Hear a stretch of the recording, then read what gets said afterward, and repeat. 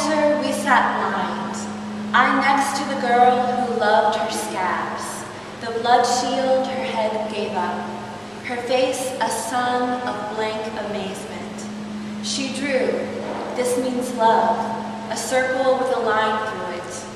More work, a cross, more crosses. Ice sloughed through fields. Ice river, the pages of our notebooks. Outside, limbs and roads and wires.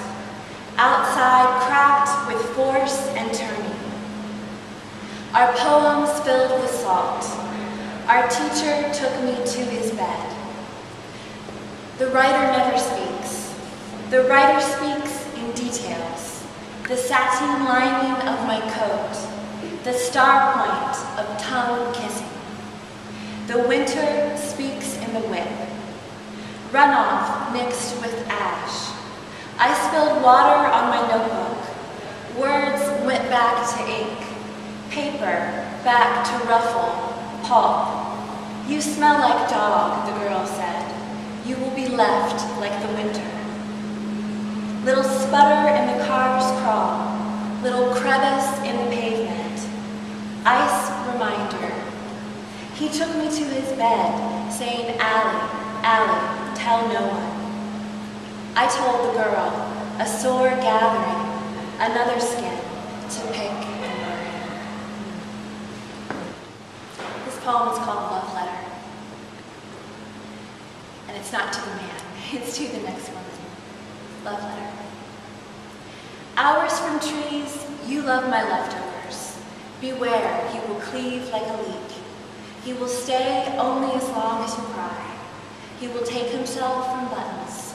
He will bother you for baths. He wants to show you the aisles he has beaten with sighs.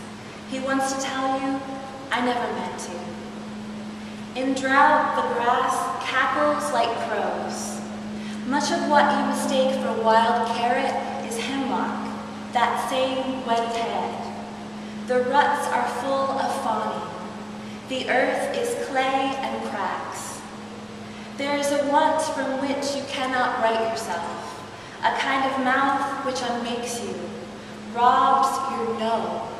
The way in the heat you lie to yourself, say you are fine, forget the way until it finds you, wrecks you, wastes you.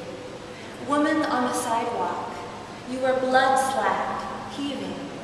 He will leave you flat. I went on the academic job market this year, which is not for the faint of heart.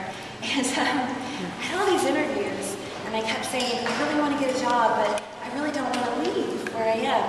And my friend said to me, you know, maybe you just don't want to leave where you are. And so I've discovered that my home is actually Ohio, where I grew up, and it's southern Ohio, where I didn't grow up, but which is my place for sure. And there's only one problem with my home, and that is it's in danger right now. Where I live in Appalachia, the earth is starting to be pumped full of chemicals because we're kind of the waste ground for the country. And so I'm trying to protect my home the best I can. And this poem is called Fracking. Along with fracking, which is going on right now and no one's really paying attention to it, one thing I noticed a few years ago is there was a dead horse in the field, and I kept thinking, is that really happening, or is someone going to stop it? And no one ever did, so that's my beginning of this poem. It's called Fracking. How long did the horse lay there dead?